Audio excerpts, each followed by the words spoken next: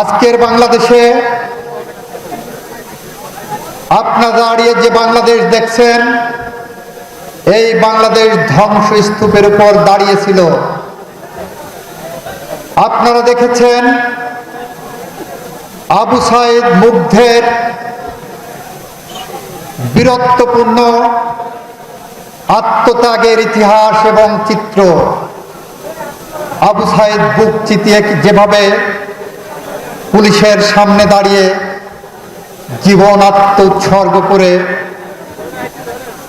আমাদেরকে গণতন্ত্রের পথ দিয়ে গেছেন, মুগ্ধ পানি বিলি করতে যে তৃষ্ণার্ত পিপাসা আক্রান্ত সহযোদ্ধাদেরকে পানি দিতে যেভাবে গুলিতে নিহত হয়েছেন, তাদের সেই স্বপ্নের সারথি হয়ে আমরা অতন্ত্র প্রহরীর মতো বাংলাদেশে জেগে আছি।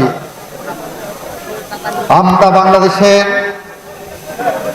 যে হাল ধরেছি, এই ক্যাবিনেটে যে সমস্ত উপদেষ্টা মণ্ডলী আছেন, আমরা গ্যারান্টি দিয়ে বলতে পারি একজন উপদেষ্টার বিরুদ্ধেও আপনারা দুর্নীতির আঙুল তুলতে পারবেন না।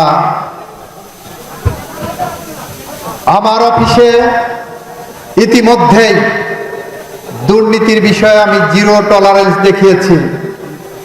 সেটা পিয়ন থেকে শুরু করে আমার assistant attorney general, deputy attorney general, additional attorney general পর্যন্ত আমাদের সেই সংগ্রামে আপনাদেরকে আমরা সাথে চেয়েছি। বাংলাদেশের প্রত্যন্ত অঞ্চল পর্যন্ত আমরা সাথে চেয়েছি। বিগত কয়েক সপ্তাহ ধরে বাংলাদেশের টেকনাফ থেকে তেঁতুলিয়া, রূপসা থেকে পাথুরিয়া পর্যন্ত প্রতিটি জেলার প্রশাসনে বিভিন্ন স্তরের কর্মকর্তাদের সাথে আমরা ভ্রমণ করে বলেছি, আমরা এমন একটি সমাজ ব্যবস্থা বাংলাদেশে দিয়ে যেতে চাই, যে সমাজ ব্যবস্থায় আগামী প্রজন্মের জন্য, আগামী শিশুর জন্য বাসযোগ্য একটি সমাজ ব্যবস্থা হবে। আমরা বলেছি কবি হেলাল হাফিজের ভাষায়, আমরা কোন উত্তর পুরুষের ভীরুকা পুরুষের উপমা হয়ে আমাদের জীবনের শেষ দিনগুলো কাটাতে চাই না। আর চাই না বলেই আমরা যে পথ হেঁটে চলেছি, সেই পথ অনেক বন্ধুর, অনেক কণ্টকাকীর্ণ। সেই পথে যাদেরকে সবার আগে আমরা সাথে চাই, তারা হলেন এদেশের শিক্ষক সমাজ।